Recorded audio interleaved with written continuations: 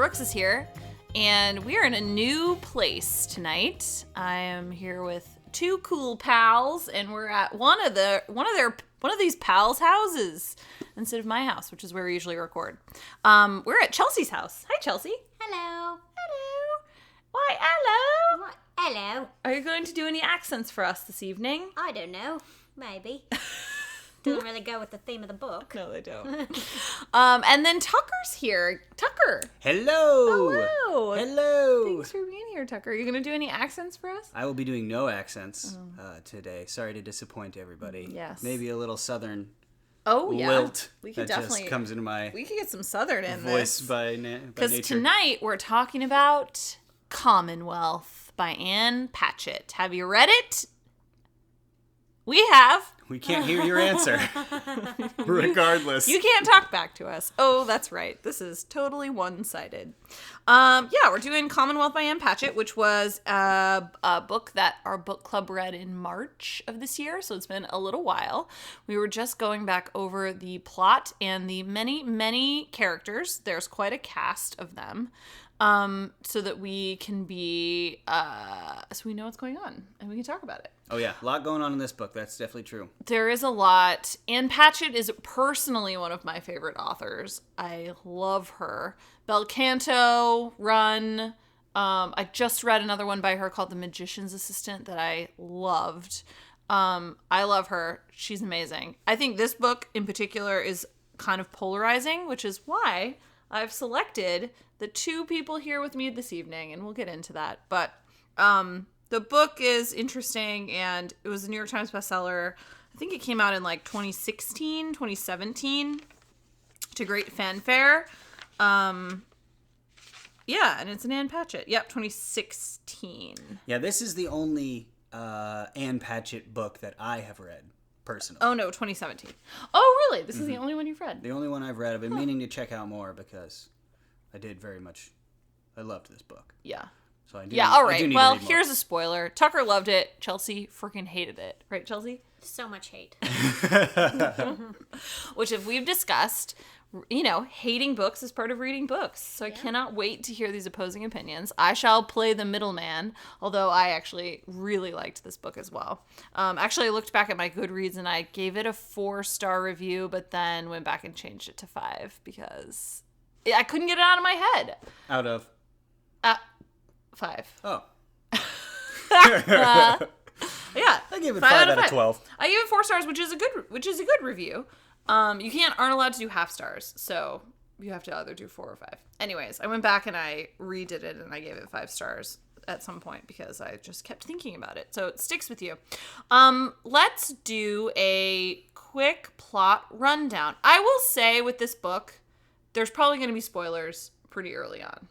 Yeah. Well, the story is laid out non-linearly. It's not chronological. No. So giving a plot rundown, is going to give away some stuff that happens at the end of the book, but chronologically is very foundational for the characters. Yeah, agreed. It's not written in like a beginning, middle, end, like climbing action, rising action, climax. It's not written that way.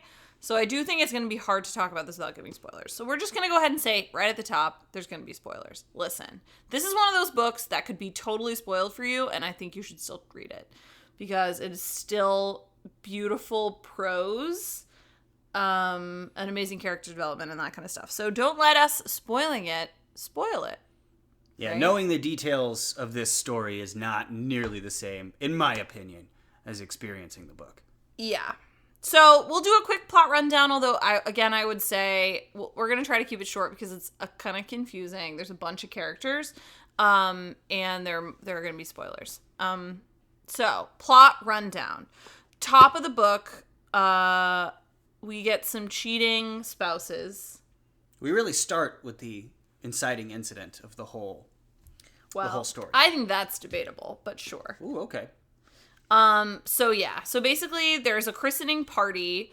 A couple, his name is Fix, F-I-X, and his wife Beverly are throwing a christening for their second daughter, right? Yes, their second daughter, Franny.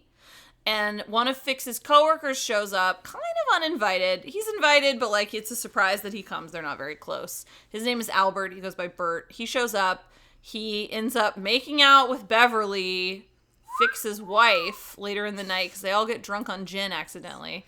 And then they make out, and then Bev and Bert end up together. They leave. Why are you laughing at? I hated that part so much. What, the making out? No, I just don't understand how they just, like, the way that it happened, it was just like, wait, what? That doesn't just happen. Why? Why did that happen? Do you think in real life that would actually happen? What, married people make out? No, with a room full of people for your child's christening. You go upstairs, never seen this man before. He just, while you're putting your child in her crib, he comes up to you and then you guys just kiss and it's just like, oh, this is happening. Oh yeah, I've been in that exact scenario. It's like, what? I mean, they're given to... Okay, let's get into that later. We'll talk about that. Okay. I listen, your feelings are valid. Circle back around. We'll circle back to that because that's the beginning of it, and it is. But plot-wise, this kiss kicks off a romance between the two married people, which splits up the families. They end up moving far away. Beverly, Bert, they end up marrying. So they move. They split up the kids, and then so the kids end up spending the summer. They'll spend their summers with Bert and Bev in Virginia, which is, I think, why this is called Commonwealth, because it's the Commonwealth of Virginia, right? Big So that kids end up, like, kind of becoming a Brady Bunch sort of family where they, like, are all thrown together and they're not really related, and they spend these summers together, and this idyllic things happen. But then one summer, Cal is killed. He dies. Who's one of the oldest of the children. He's like the oldest boy, and he dies. And we don't really know how that happens until like much later in the book. But it's just sort of like this pall that hangs over everyone of like, oh, Cal dies. Which is obviously traumatic, and all the kids were like there when he died, and so it like reverberates through their lives. And this book spans, I think, what does it say, 50 years or something? 5 decades, yeah. So it's a lot of time passes in this book. There's a ton of just passage of time. So we meet these characters when they're young, and then they grow up, and some of them die, and some of them just grow up and become adults and have their own kids. And so we see like the whole span of their lives. The story is really presented kind of in vignettes. We really just we plug into a specific part of this character's life for a little while. We'll jump over to somebody else. Yeah. And they're not necessarily always immediately linked in time and space. Yeah, definitely. And then I think another really important point is that Franny, who is the youngest, was the one being christened at the initial christening party. Franny has a long-time love affair with an older man who's a writer named Leon Posen. Very well-known novelist. He's like a famous writer. And Leon gets Franny to like open up about her childhood and tell him a bunch of the stuff that she experienced as a child, and he ends up taking a lot of that stuff and writing a book about it. A book titled Commonwealth. Yeah. Ooh.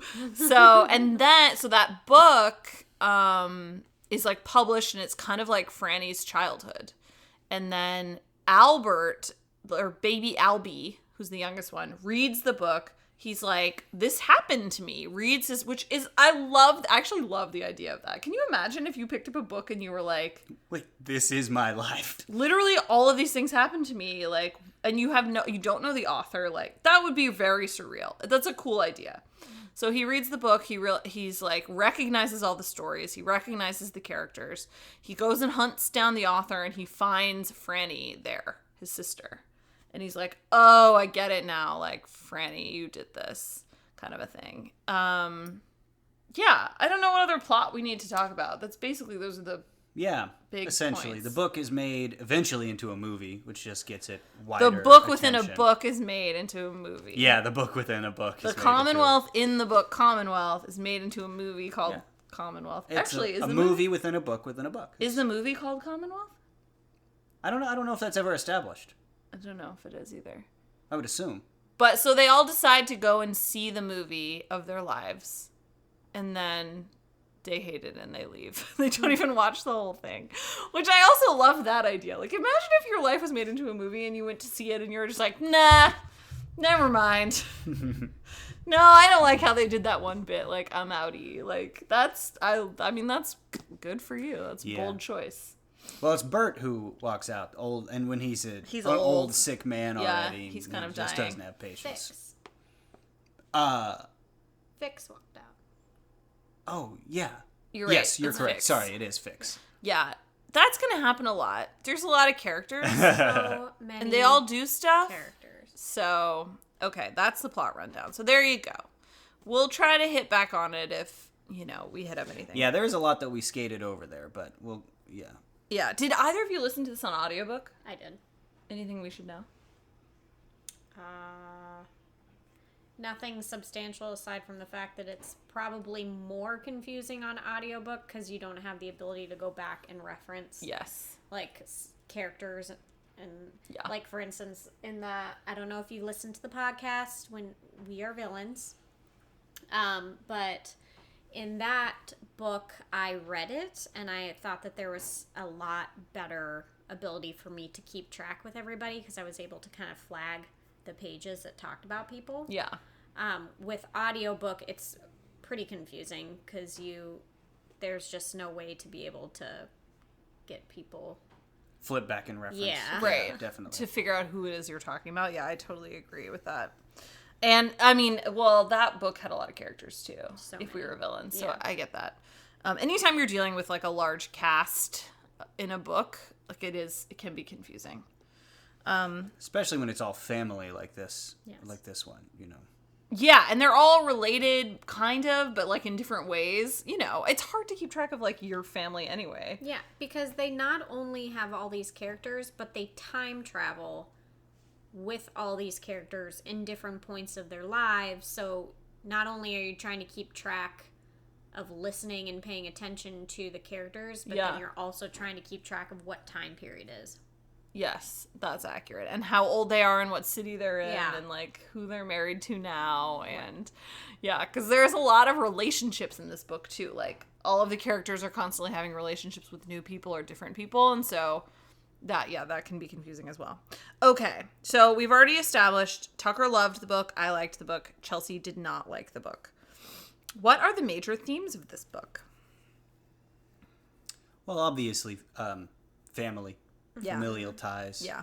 I think a big theme of this book that stood out to me was kind of control of your life. How much control do you actually have over the story?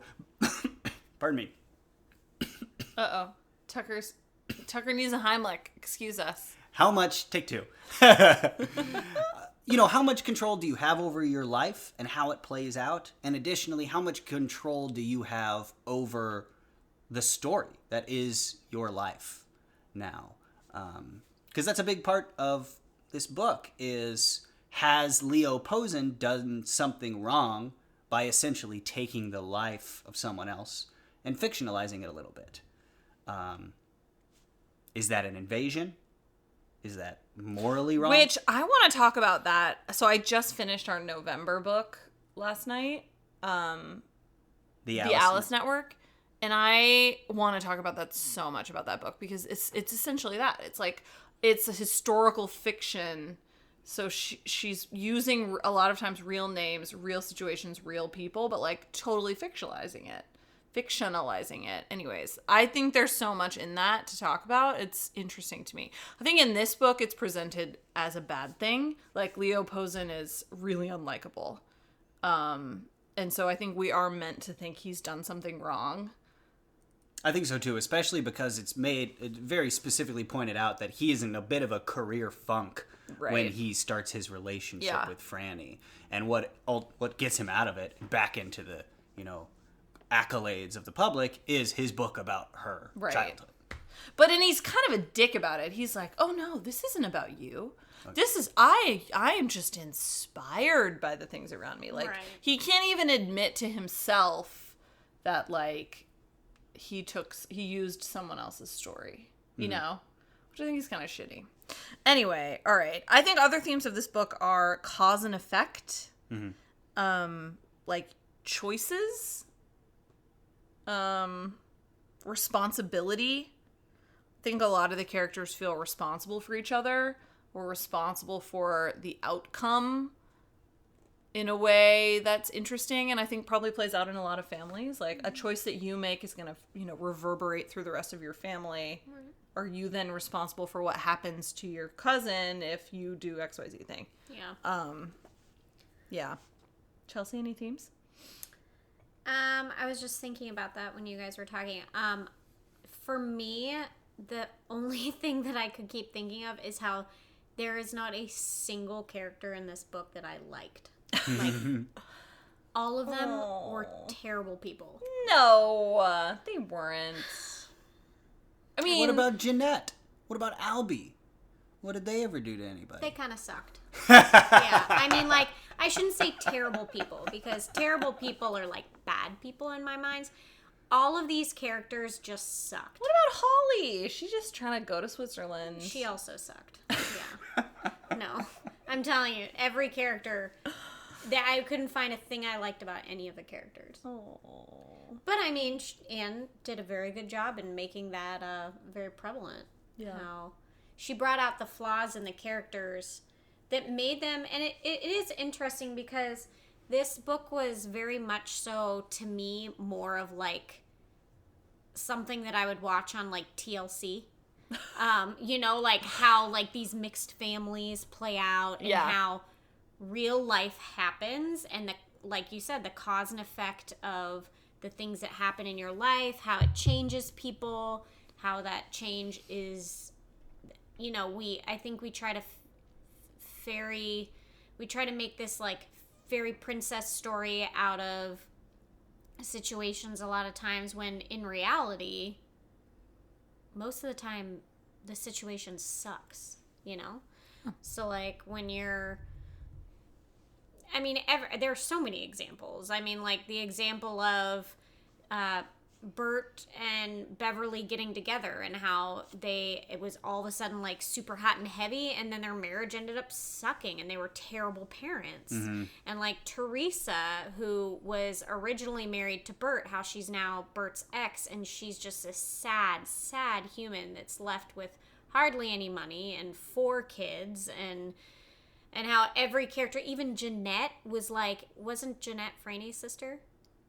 No, Caroline was Franny's sister. Caroline, how she's a terrible person to Franny, how she just like basically beat her, like she would like hit her and like abuse her, and how it was just, okay, like we don't talk about it. It's just like every single character you're like, oh my gosh, you're like unlikable.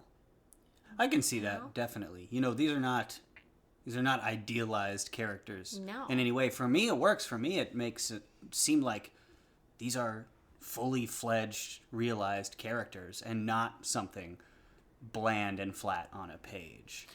Well, and I think we are presented with a view of them as if they are our family. So we're not meeting these characters on a first date. We're not meeting them at work. Like, we're not meeting them in situations where, like, they're going to be on their best behavior, or they'll be putting up walls, like, showing this veneer. You know what I'm saying? Like, I feel like we interact with these characters in this book as if they're our family. Like, flaws and warts and all. Like, they're not wearing makeup. Yeah. They are, you know what I mean? Like, they're your family. Like, all families are fucked up. Like, all families have their issues. In their own beautiful way. Yeah. I mean, nobody, I mean, if you break it down, like, nobody's likable. We're all dicks in our own way. Like, we're all dealing with our own demons. You know what I mean? Like, we can behave in likable ways. I think these characters do at times. But we're really, like, it's an intimate look at them. And sometimes at their worst moments. Or at some of their worst decisions. Oh, yeah. Intimate is the word that best describes this book for me. It is a deeply personal portrait of these characters in their lives. Yeah. Okay, so maybe that'll make you want to read it, or light it on fire and have a book burning. All right. You guys know that I'm a sucker for opening sentences, and boy howdy, this one is a zinger. The christening party took a turn when Albert Cousins arrived with gin.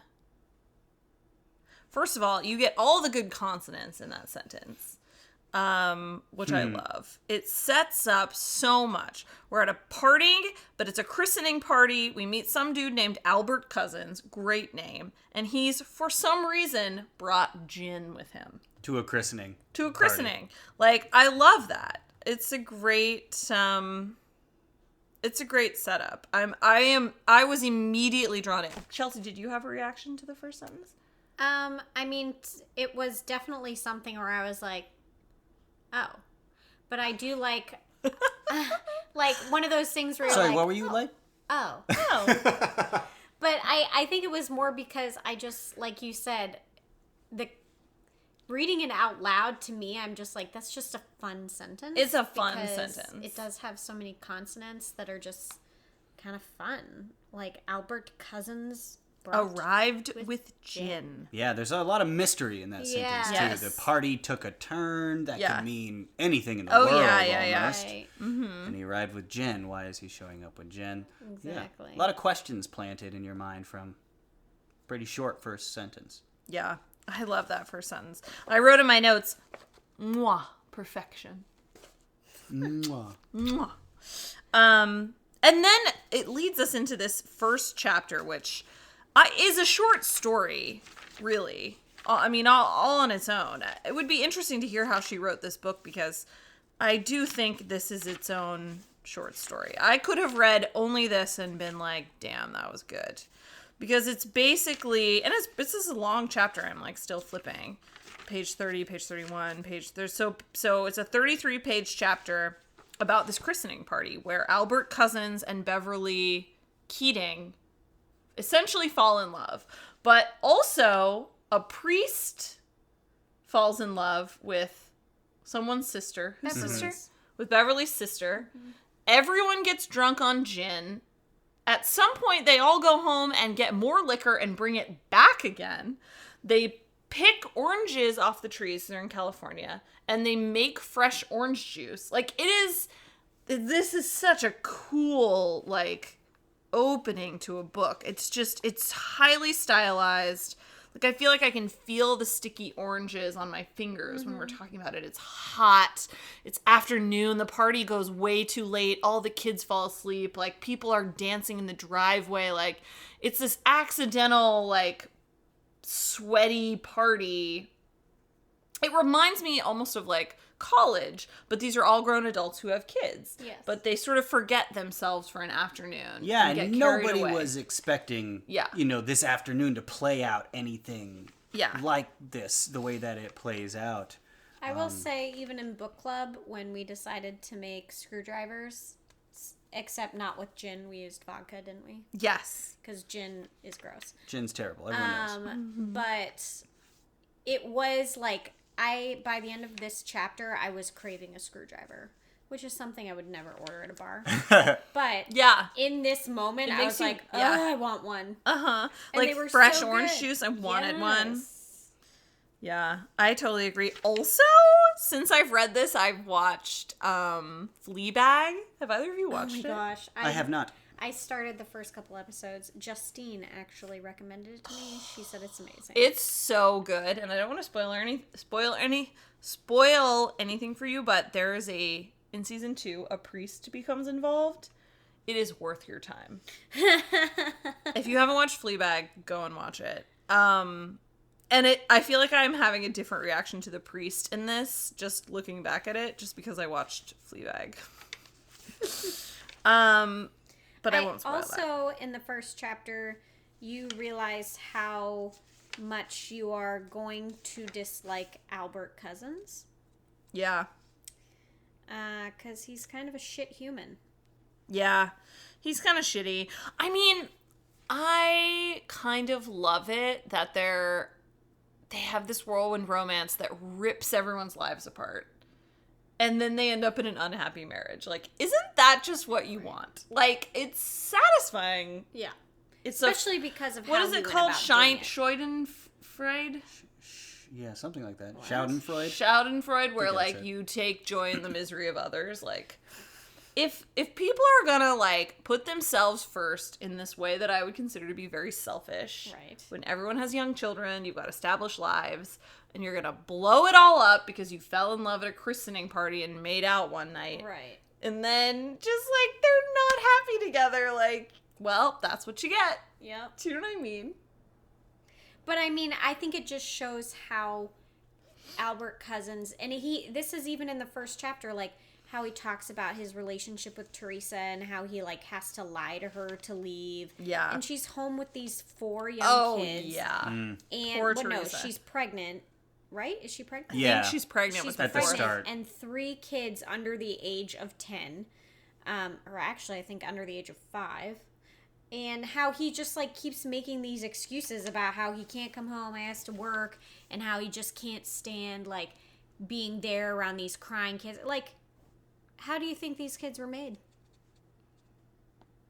Oh yeah. You know? Right. Yeah. Well, I don't think Yeah. either of the patriarchal members, or characters in this, Fix or Bert, I don't think either of them comes off very well. They're both Yeah.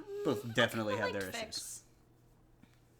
I would say I liked like Fix more for than that. Bert, Yeah, more, yes. but they're both very much product of their time as yes. well. Yeah. They're definitely baby boomer men. Yeah, and they're cops. And they're very much so in that role of being like, very like cut and dry and Yeah. very like, cops in that era. This is how it is. Yeah, this is how it is, like, I'm a detective, like, Yeah. I agree. partners above all. I also just like I just have personally always hated the idea of like, okay, you're unhappy with your life, so just like fall into a relationship and that will fix all of your problems. No, it won't. It's not going to. Mm-hmm.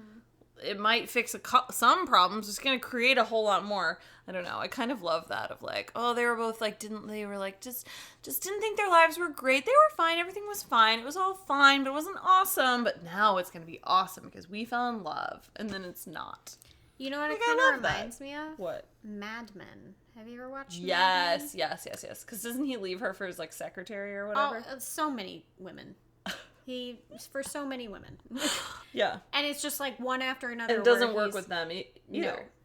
And it's like all these unhappy, but it's also product of the time where it was more acceptable to do those kind of things. And like, it was just something that people got used to. Like, men cheat and like, and this happens and they're the ones that have the final say and the women have to figure it out kind of thing. Which is kind of what happens in this book. Like, poor Teresa. Yeah. She was just kind of left to fend for herself with 4 kids. Yeah. Young kids. And Yeah. you got them in the summer. Ann Patchett definitely does not shy away from the messiness of life. Nothing in this story ends with a neat little bow on it. No, No. it does not. It's all very, very firmly grounded in realism that way, this book. Yes. Okay, Chelsea, let's talk about what you wanted to talk about earlier, which is the kiss. Okay, so on page 27, so we're still in the first chapter. Page 27. So Bert and Beverly are in the baby's room, and they've like put Franny down or something. Like she's changed Franny and put her to sleep. It says, he put his other arm around her back, pressed his fingers into the straight line of her zipper. It was the magic of gin and orange juice. The baby balanced between the two of them, and he kissed her. That was why are you laughing? The face that Chelsea just made when you said the magic of gin and orange juice. Chelsea. A pained grimace. Gin and juice. Laid back. Laid back. He closed his eyes and kissed her until the spark he had felt in his fingers when he touched her hand in the kitchen ran the entire shivering length of his spine. Meanwhile, they're holding a baby. They're holding a baby. While this is happening. Yeah. She put her other hand against the small of his back while the tip of her tongue crossed between his parted teeth. There was an almost imperceptible shift between them. He felt it, but she stepped back. He was holding the baby. So you don't think this is realistic? This would never happen? No. I mean, I'm sure there's garbage people out there. We just heard about them. But, like, what? It's just, come on. Come on. How old are these characters at this point? The adults? Yeah. That's a good question. I mean, they've got to be because what year is late it? 20s, early 30s. I bet they're young. Yeah, I bet they're... Because people used to have kids so early. Like, it just feels like it's a frat party. I bet they're, like, 25, 26. Yeah, They're could young. be. And who's got their life figured out? You know, Right. at that point. Yeah. You own a house. Suddenly you have 2 kids or 4 kids. I personally didn't have issue with how this kiss, how it was presented. I didn't read it. I was not left with the sense of it being unrealistic. I was left with the sense of these are 2 people who are aware of their unhappiness in their current marriages and felt an instant attraction to someone else while they were both pretty drunk. And a lapse of judgment led to them exploring what turned out to be much deeper feelings. Did it, though? I mean, Oh, I yeah. feel They like... were in love. They were in love for a long time. It's like classic, like, lust, though. Like, they're super attracted to each other. Like, it's electric. And he sees her, and he wants her, and all this stuff. But it doesn't seem like they... I mean, their marriage isn't happy. I feel like you're judging with the benefit of hindsight, you know, here. Yeah. You're No, kind of that's taking true. a God's eye view of it, rather than saying, yeah, people do get caught up in moments and do unwise things. It's a deep part of human nature. Yeah. Yeah, so to me, it didn't ring falsely at all. And I'm with you, Brooks. I loved this opening chapter because it's what a I don't know, it's such an engaging depiction of what is not that earth-shattering of an occurrence. It's a christening party where a bunch of white people get drunk. That's it. Gin. Yeah. But it's presented in a way that keeps you running along with it. That was great. Yeah. Okay, so that's a kiss. So the kiss is presented as the choice that changes everything, as the inciting incident that drives the experience of the rest of their lives, basically. Do you guys buy that? You think that's true? Yeah. Yeah, I think a lot of this book is a meditation on how something that seems small at the time can completely reshuffle and redefine the lives of untold numbers of people. It's kind of, it's almost dipping into, chaos theory. It is, yeah. Yeah. You never know what the true outcome of your actions are going to be. And I think that's a lot of what this book explores. Mm-hmm. Yeah. And ties into the theme of control. How much do you really control the way your life plays out? And how much of it is unintended consequences of things that you did either wisely or unwisely? Right. Okay, on page 65, I love this. On page 65, so Bert and Beverly have moved to Virginia. Teresa keeps the kids all year round, and the 4 kids, Cal, Jeanette, Holly, And Albie. So she got 4 kids full-time, sending them to school, feeding them lunch every day. She's working full-time, like, she's kicking ass. I'm sure it was not easy. And then for the summer, she gets to send them to their dad's house. So this time, she sends them, she puts them on this plane, no suitcases. No Doesn't luggage send whatsoever. anything with them, says, go to Virginia, your dad will handle it. Your dad can buy you all this stuff. Goodbye. And then she goes and has a glass of wine. So yes or no, yes or no, was that out of line for Teresa to send them without suitcases? So, obviously, I chuckled because that's hilarious. But I also saw how it affected the kids. Mm-hmm. Because Anne talked about how, like, that made Franny and Caroline feel in that moment and how they felt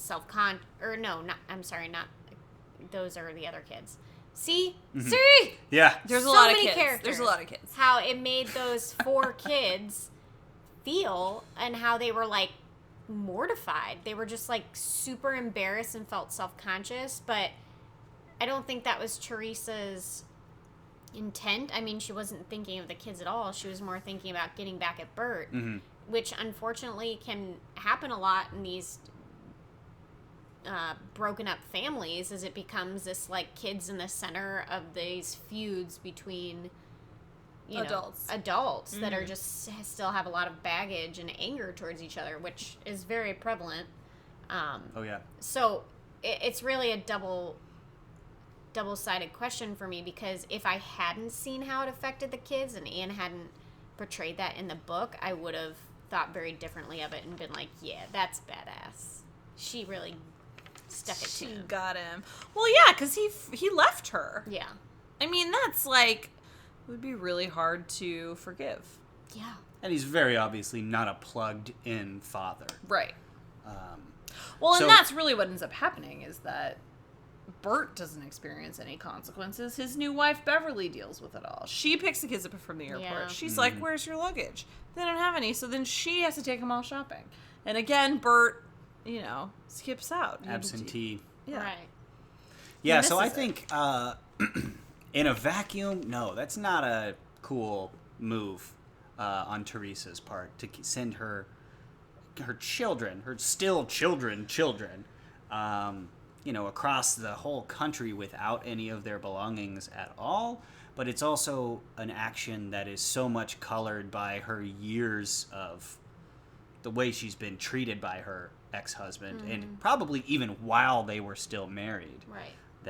That context does make it seem like, okay, that's a deserved middle finger, but at the end of the day, no, it's purposefully getting the kids involved in what is the adult bickering. Yeah. Yeah, it's probably unfair. It's a pretty badass move, though. It was funny. So, yeah, the line is, let Bert hit the ground running, she thought. They needed everything. He could start with toothbrushes and pajamas and work his way up. Like... Oh, yeah. So in her mind, she's thinking, like, Bert's gonna do this. Fuck you, Bert, you dumbass. But then it's not really Bert. It's Beverly, who I also don't like, so it was like one of those things where I was like, I mean, she's a homewrecker. So, in all reality, she stuck it to her, too. Yeah. But guess what? Now Bert is Beverly's problem, so she gets to deal with all of it. Mm-hmm. Good luck, Bev. So how much do we feel like we blame these two characters rather than saying that... Because there's two kind of ways you can come at this Bert and Bev relationship. That they're horrible, selfish monsters who put their own needs ahead of that of their young children and caused untold damage to their former spouses and their kids. Or there's the flip side of that these were two people who were unhappy and could arguably, be justified in seeking their own happiness. At what point do you cross the line of, okay, when does it become okay for this person to walk out of an unhappy relationship?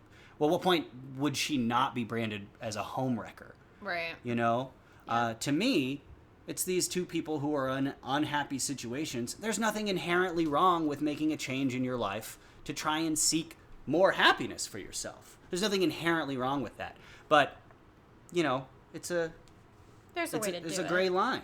Yeah, it's a selfish choice when 6 children are involved. Yeah, and not even just that. I feel like there's a way to go about things.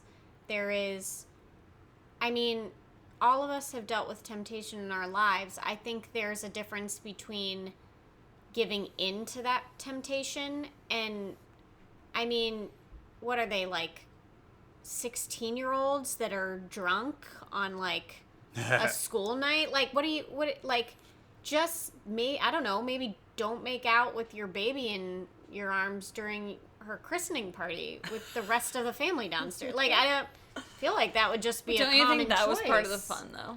Well, in the book, yes. Yeah. But, like, if we're talking, like, if they were making a decision because they were both unhappy, I mean, people are unhappy all their lives, and they still make decisions that don't necessarily need to hurt other people. You know, like, there's points in everybody's life where you're unhappy. Like, but I think if the cop-out is to take the quick, easy win, where you just like, all right, I'm just leaving you. For, like, Bert, in his case, I'm leaving. I found a pretty woman, younger, prettier woman that hasn't had 4 kids and is dried up, which they kind of make Teresa out to be, unfortunately. Yeah. And he thinks he's going to have this easier, better life with Beverly, but in reality, like, she just ends up taking care of Bert. Well, you guys are kind of painting this as if the relationship between Bert and Bev was a torrid affair, like a one-time sin. It wasn't. These were people who fell deeply in love with each other to the point that they got married, you know, in a decade where that was a much more serious commitment than it is nowadays. Right. For better or worse. It's not, you know, to call Bev a homewrecker, you know, I don't agree with applying that label to her.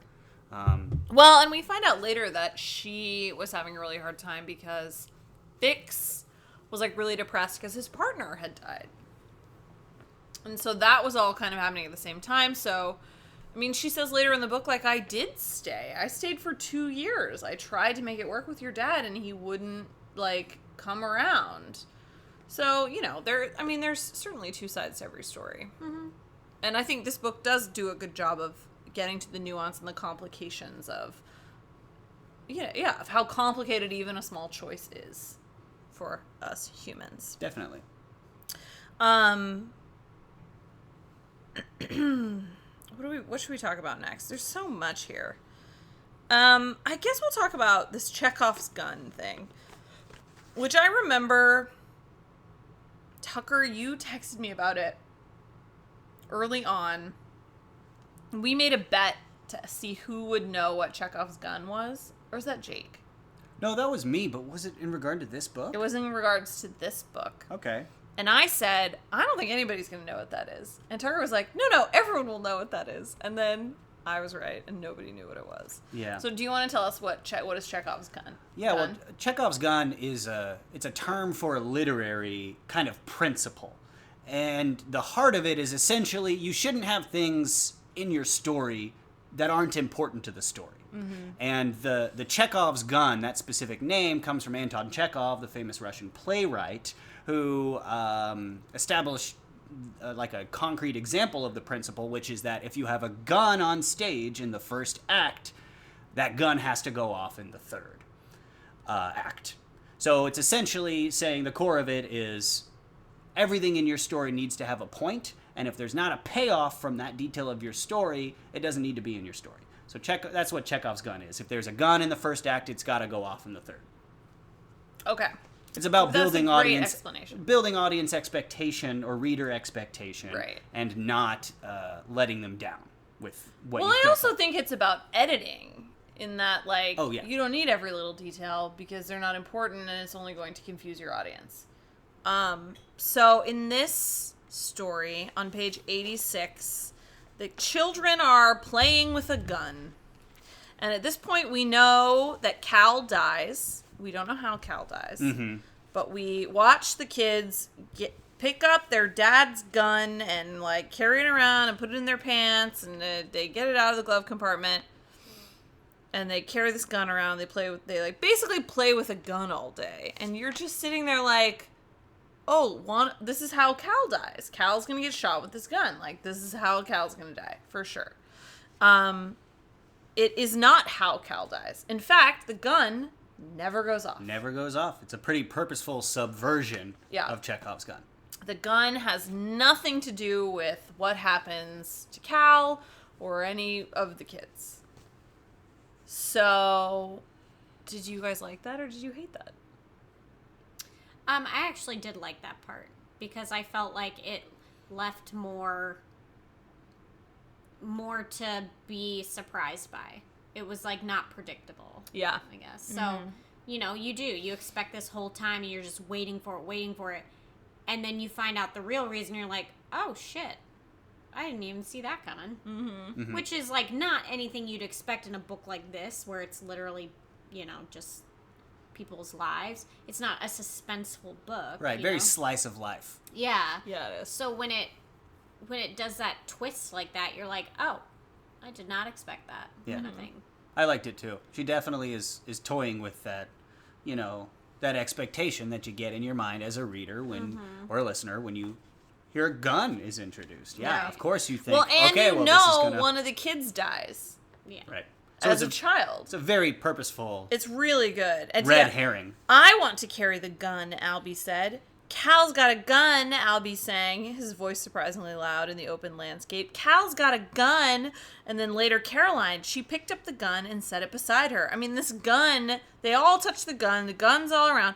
No need to use the gun in the paper bag. Like, the gun, it's just everywhere. Mm-hmm. And it created so much tension for me in this scene. Mm-hmm. It's just like a slice of life scene where the kids it's a summer day and they go to the lake, basically. They walk there and they buy sodas and they go to the lake. Well, the parents are being ridiculously neglectful, by the way. The parents are being like true 1950s parents. Just sleeping off a hangover, ignoring the kids letting completely. their kids do whatever they want. Yeah. And so, of course, the kids buy a bunch of soda, get a gun, and then drug each other. As kids will do. Yeah. As kids will do. But it did. I mean, I think this chapter, similarly to the very first chapter, is a cool, like, little mini story in itself of, like, these kids who kind of don't have anything to do, and they get this gun. Anyway, it just great suspense, really cool dialogue, and, like, you just feel like you're there with them. Mm-hmm. I really liked this chapter. I think it's one of the biggest accomplishments of this book is it's all very visceral. Yeah. It's all very real. You feel like you're feeling the sweat these kids are feeling when they're walking. They're hot and they're thirsty. Virginia wilderness to get to some lake, How far is it to the lake? Holly asked the waitress. Maybe 2 miles, a little less. Yeah, they walk 2 miles to the lake. Okay.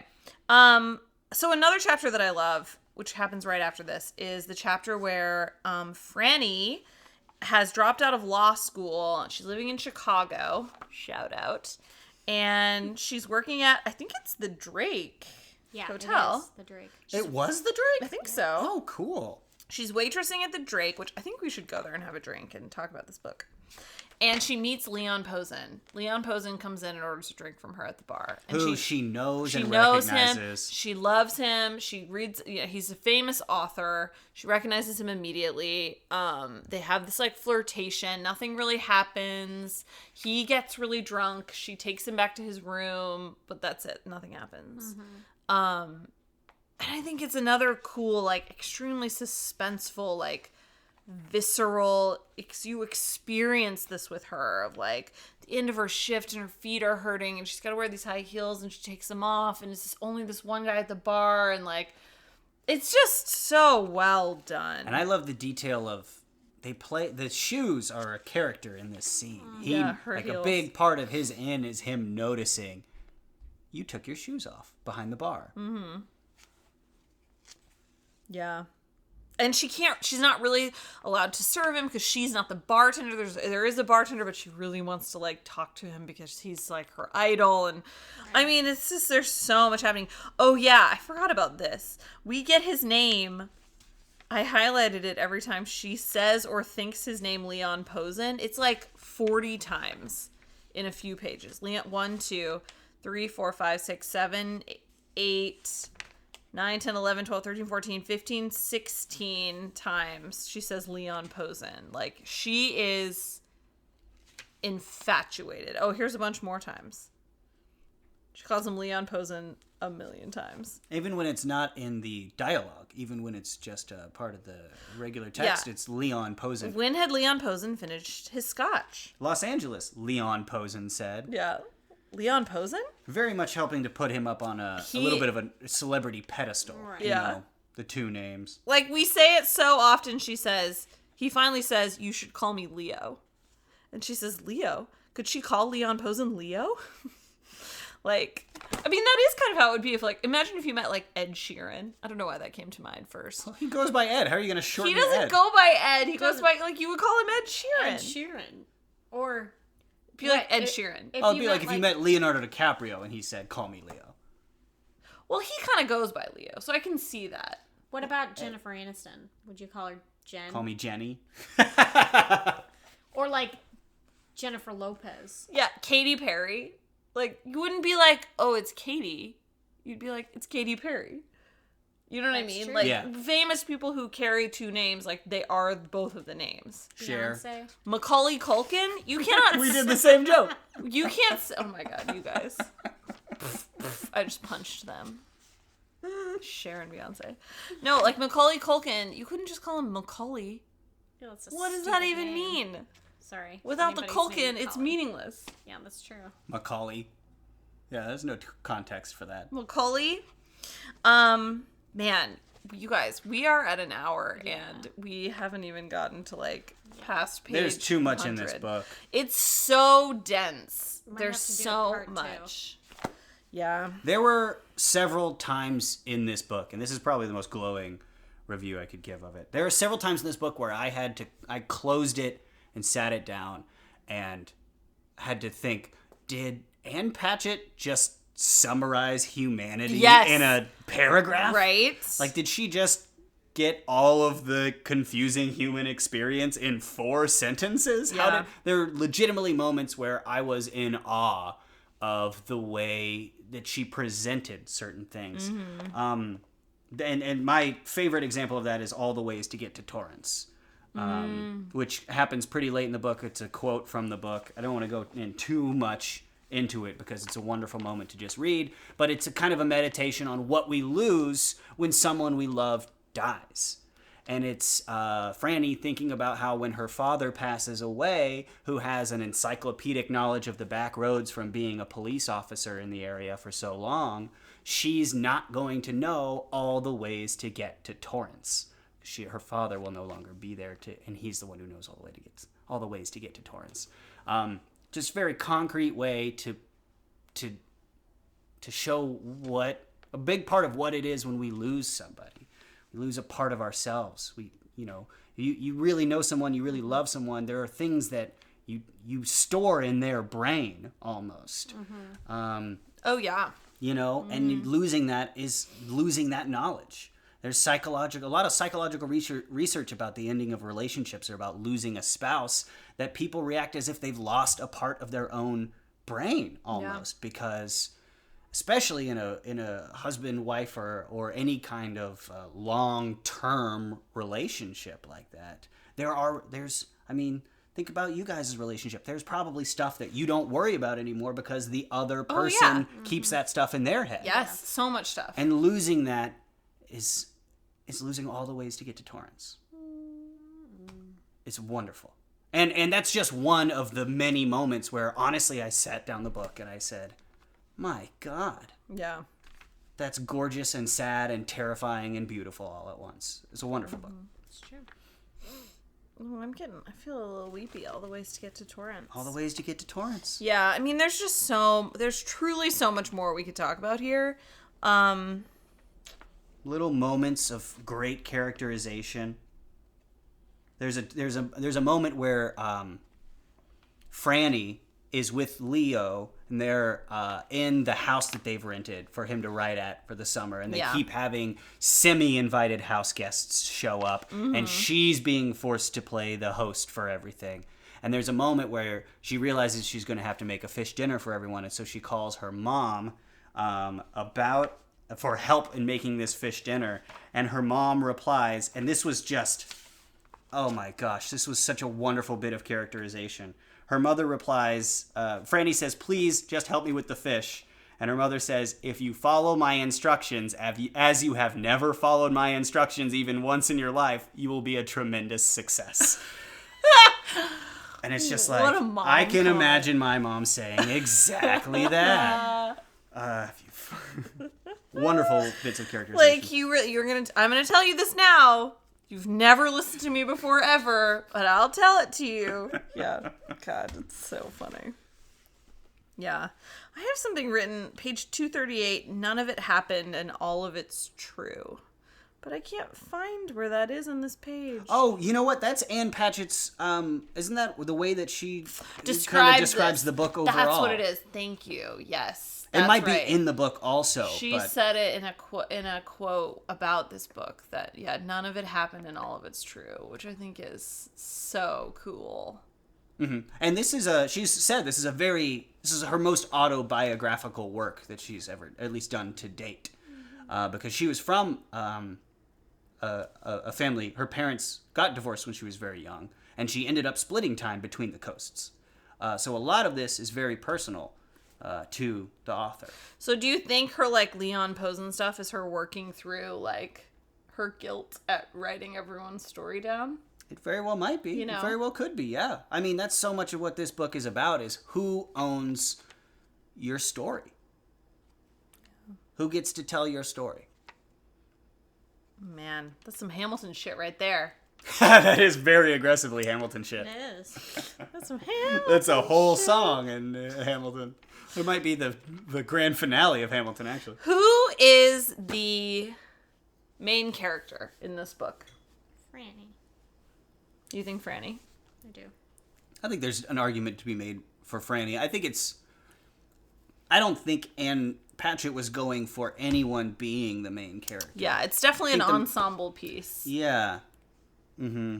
The main character would be the network of relationships between all of them. But I could also definitely see an argument for Franny, because in a lot of ways she's the catalyst that drives the ending of this story, because she's the one who, semi-inadvertently gives away her family's story to Leo Posen. Yeah. Although, I mean, there's not But it also ends up bringing them back together. Albie would not have come and ended up finding Franny if this story if someone hadn't recommended this book that ended up being about his life. Mm-hmm. They wouldn't have reconnected, at least not that soon. Also, this book, doesn't really have an ending. It has a beginning, but doesn't really have an ending. It's sort of just like our lives, where it's like, there's gonna be more, and it's gonna be more like this, and it's gonna keep going. We'll talk about it later. Yeah. It ends with Franny and Albie having a nice little reminiscent moment. Mm-hmm. And then the final paragraph is, a lot of kind of what we've touched on is, it's Franny taking solace in the fact that she has a story that just belongs to she and Albie. Yeah. Now. She has this little bit left that she's not given away. Yeah. I know. So, Chelsea, does this discussion make you rethink any of your hatred? No. I can appreciate the book for what it is, especially, I mean, Tucker brings up a ton of really good points, and I totally see where the passion is for that. And I don't not see the points and hear them. I hated this book. Yeah, I mean, not every book is for everybody. It's not. And there's nothing wrong with that. It's interesting to me because I feel like we, why am I blanking? Believers. Great Believers. Great Believers, yes. Oh, yeah. I feel like that was very much so like a realistic character study in itself at different points. And I still really loved that book. So, yeah. I'm not sure. I think it was just, I felt like it was this long book that had no purpose. Mm-hmm. Whereas I think that with that line that you read, it's just like a lot happened, but with no real ending kind of thing, where you're just like, what? By the end of it, you're like, what was the point of all this? Yeah. Seriously, what was the point of this entire book? I don't think I have one still. I mean, that very possibly is exactly what she might be going for. I mean, if we're talking about, relating the book to life overall, what are so many people left thinking at the end of it? And what's the point? What was the whole point? It was a whole lot of, sound and fury signifying nothing. Mm-hmm. Yeah. Well, and I read some interview with her where she was like, yeah, some people say this book doesn't have a plot. It does, though. And I was like, does it? I mean, even our plot rundown we struggled with so much because it does. Yeah, it's not a traditional, 5-point scene Definitely not structure. plot-driven. You know, like it's More character relationship driven. Exploration. Yeah, slice of life, bunch of little short stories. Oh boy, you all right? Yeah. What was that? Just my iPad. It's fine. Just my iPad. So yeah. Well, I hope that you are inspired to read something by Ann Patchett, even if it isn't Commonwealth. In fact, I would say maybe don't start with Commonwealth. Bel Canto. You liked Bel Canto? Loved. See, Chelsea liked Bel Canto. I mean, Ann Patchett There is you go. a beautiful, writer, who does seem to be able to, sum up all of human existence in a few sentences. It's amazing, her ability. Sometimes, she captures feeling, she captures setting. She's an incredible writer. If you have not read any Ann Patchett, you should check it out. So I think any other closing thoughts over here? I know we could talk about this book for a lot longer. Oh yeah, I have several other thoughts I would like to. A million. But, We only got to like question 10. We'll let listeners read themselves, come up with their own Yeah. ideas, their own thoughts. Mm-hmm. Send them to us. Subscribe and comment. That's right. Subscribe and comment. Okay. Thanks for listening to Books with Brookes. We love you. Goodbye. Bye. Books with Brookes is in the Press Play Podcast Network, and our theme music is by Jonathan Allen.